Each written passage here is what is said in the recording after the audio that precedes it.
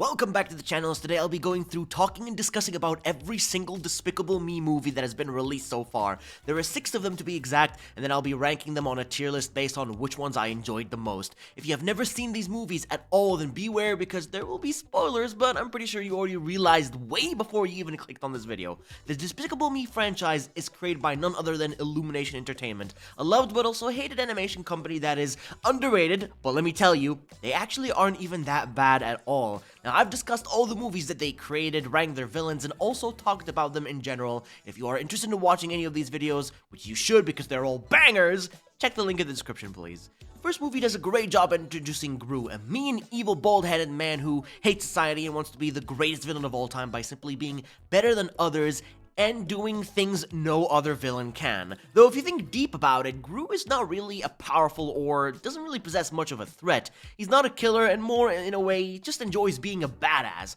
His life continues to be this way until he's introduced to 3 orphan girls which he adopts and takes care of. Those girls see that what Gru is capable of and even assist him in his evil plans later on. Now, can we also talk about why the kids would absolutely love to see Despicable Me? Well, it's because of the banana aliens called Minions. Those little freaky deaky little yellow annoying rats who don't talk and just make noises to communicate and do a bunch of funny bits and moments, which is a big attraction to kids.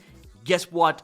It's a thing that goes on for every single Despicable Me movie, and lots of grown-ups are tired of it.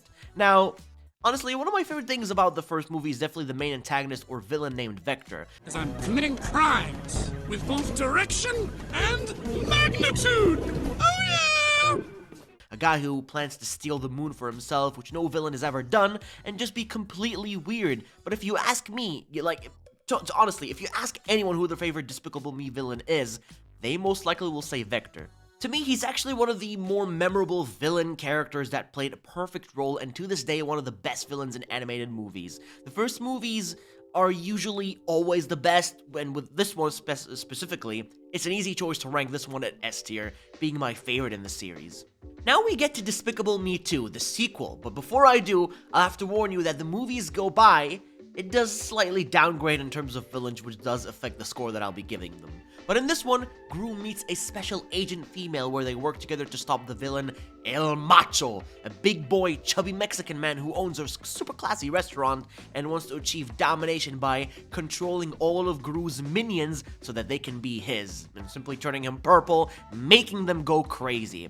But more minion moments? Well, you asked for it. There is absolutely plenty, especially for when they get captured and enjoy some sort of a holiday resort as they get trapped inside and swimming and just enjoying life.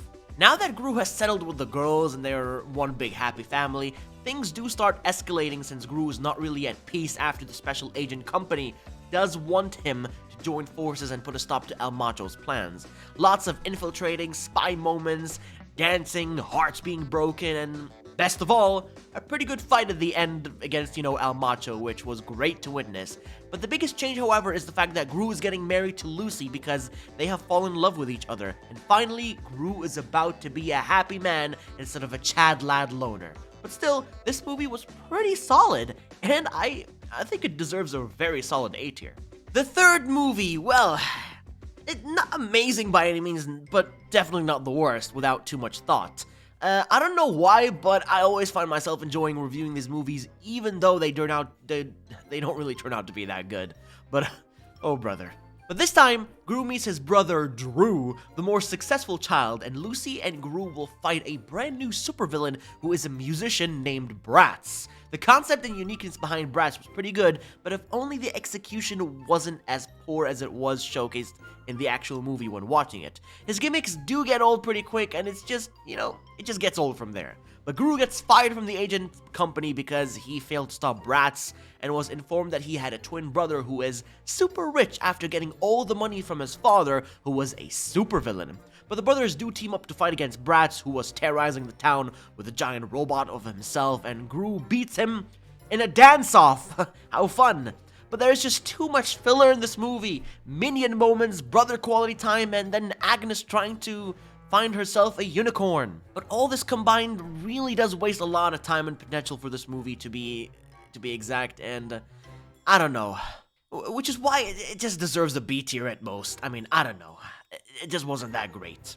Now the 4th season, the newest release of 2024. Wait for it.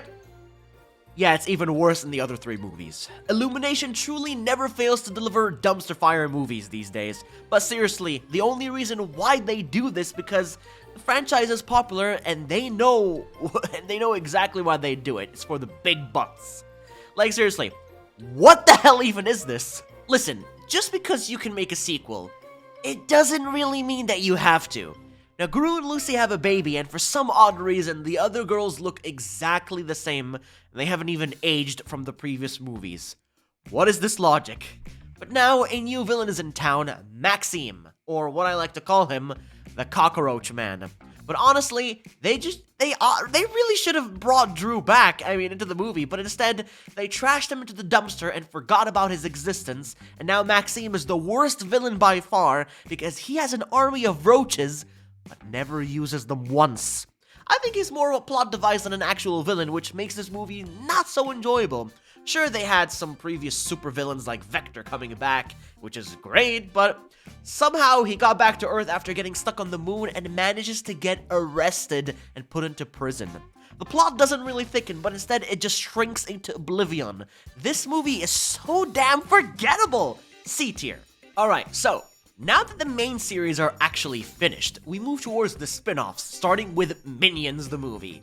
How would you guys like to watch a movie full of nothing but 1 hour of Minion moments? Well, that pretty much sums up the entire film.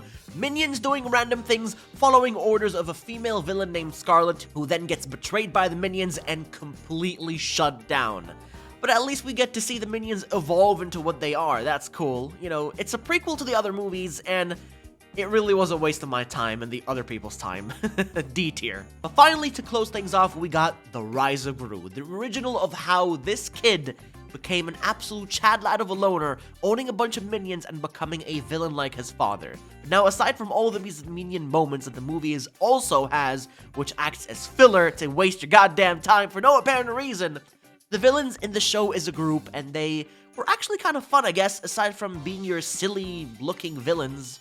But it's not, I guess it's got a good balance between, I'd say, Gru and the Minions, which is more tolerable to watch. The storyline honestly has no purpose, though it's entertaining to watch. Gru wants to become a supervillain, yet his peers around him make fun of his dreams because there's just no way someone like him can achieve such a long-distant goal, right? Still, it's a Minions movie. You do get a whole bunch of Minion moments like them learning Kung Fu, which I didn't see the point of. Gru gets kidnapped for the majority of the film, right? So let me ask you this. Where's the rise of Gru? The rise! Looks like to me he fell off more than he rised, but oh well, we get what we get. It's a C tier movie at best though. But there you guys have it, every single Despicable Me movie ranked on a tier list and discussed about. But if you did enjoy, then do leave a like and subscribe to the channel to stay notified of all my latest uploads on YouTube to do with tier lists and animated movie discussions. Thank you all so much for watching, and I'll be catching you all in the next one.